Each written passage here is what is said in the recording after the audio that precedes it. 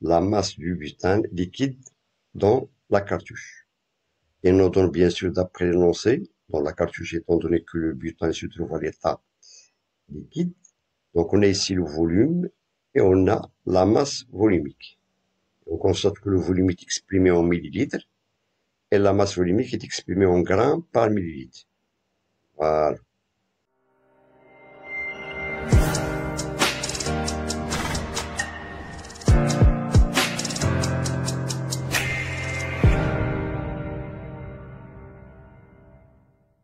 On va continuer toujours la notion de mol et de masse molaire niveau tronc commun. Et toujours on va aborder de même un exercice résolu. Toujours dans le chapitre de la chimie. Bien.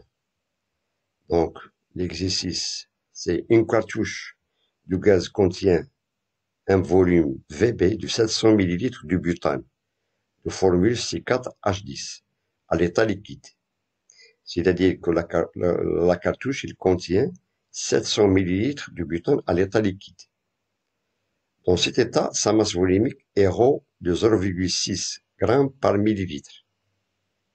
Lorsqu'on ouvre la cartouche, le butane change d'état physique et on le récupère à l'état gazeux. C'est-à-dire lorsqu'on ouvre la virole ou bien la cartouche de gaz, c'est-à-dire le butane C4H10 se transforme de l'état liquide à l'état gazeux, à l'air libre.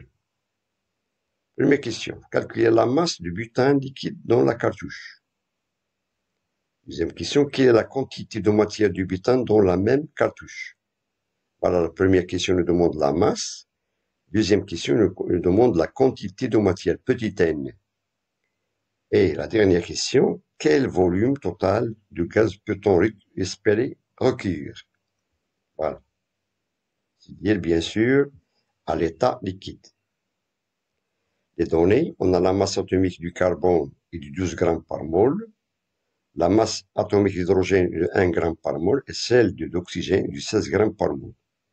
Et nous donne ici le nombre d'Avogadro est de 6,02 10 puissance 23 mol, moins 1. Et le volume molaire du gaz, bien sûr dans des conditions de température et de pression, il occupe toujours le même volume, 24 litres par mol. Bien. On passe maintenant à la solution. Commençons par la première question. Calculer la masse du butane liquide dans la cartouche.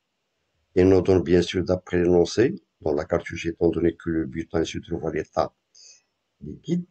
Donc on a ici le volume et on a la masse volumique. On constate que le volume est exprimé en millilitres et la masse volumique est exprimée en grammes par millilitre. Voilà. Donc, commençons par la solution de la première question. Donc, on va appliquer la formule ρ est égal à m sur v. Ρ est égal à m sur v. Donc, il nous demande de calculer la masse, c'est inconnu. Donc, d'où on a m est égal à ρ fois v. M est égal à ρ fois v. On passe à l'application numérique. Donc, on a ρ, d'après les données, c'est 0,6 grammes par millilitre. Voilà. Et le volume, c'est de 700 millilitres. Et on obtient, d'après la première question, que M est égal à 420 grammes.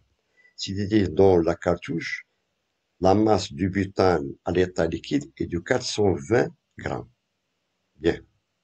Ça, c'est la solution de la première question. Toujours en appliquant, d'après les données, on a ρ est égal à M sur V. Mais, toujours, il faut faire attention aux unités. Bien. On passe maintenant à la question 2.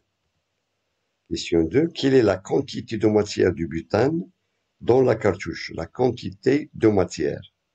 La quantité de matière. Bien. Donc, petit n. Voilà. Donc, on applique la relation. On a petit n est égal à petit m sur grand M. N, c'est la quantité de matière. Petit m, c'est la masse, bien sûr, du butane dans la cartouche qu'on a calculée d'après la première question. Et grand M, c'est la masse molaire du butane C4H10. Bien. Voilà. On calcule tout d'abord, bien sûr, la masse. On a déjà la masse petit m est de 420 grammes et on nous demande, et bien sûr, on doit calculer la masse molaire du butane. Donc, c'est sur la forme. On a M de C4H10, qui est 4 fois la masse atomique du carbone, plus 10 fois la masse atomique d'hydrogène. Et on remplace, on a la masse atomique du carbone est 12 grammes par mol, et la masse atomique d'hydrogène est de 1 gramme par mol. On remplace, on a 4 fois 12, ça fait 48, et 10 fois 1, ça fait 10. Et on obtient la masse molaire du butane est de 58 grammes par mol. 58 grammes par mol.